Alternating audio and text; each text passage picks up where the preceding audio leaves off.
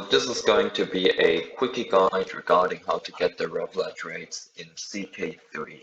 It is quite similar to the way you get Hunter trades, besides the fact that you can't get the trade via an event itself, but only via a score system.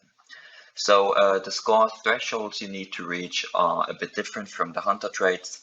You need 10 score for the early Revla trades, 15 for famous Revla, and 20 for legendary Revla. Now any access points are avoided, so if you have 17 points and do not have early Revla yet, you will get early Revla and the additional 7 points are wasted. Now the way you get score is via events. There's, for example, a childhood event which can occur if your child is 11 years or older. The guardian is either a drunkard or a reveler, and like it says right here, the child gets a proclivity to drink, which would be, in terms of score, +1 guaranteed score, and a 33% chance to get +1 score. So it could theoretically get 2 score from it. Now, the way you really get score is if you host the feast yourself. Now, the important thing is you need to host the feast yourself. If you do so, then on the very last event, which states the feast is done and you get some prestige, you will get +4 guaranteed score. You have a 50% chance to get +2 additional score.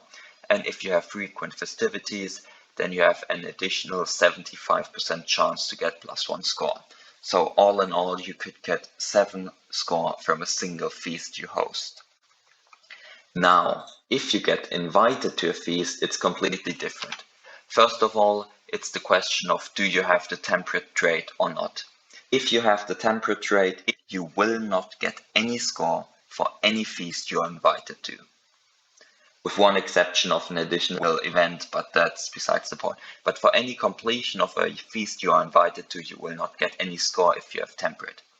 Now, if you do not have temperate and are invited, then at the end of the feast you will get +1 score, a 50% chance to get +1 score, and with frequent festivities an additional 75% chance to get +1 scores.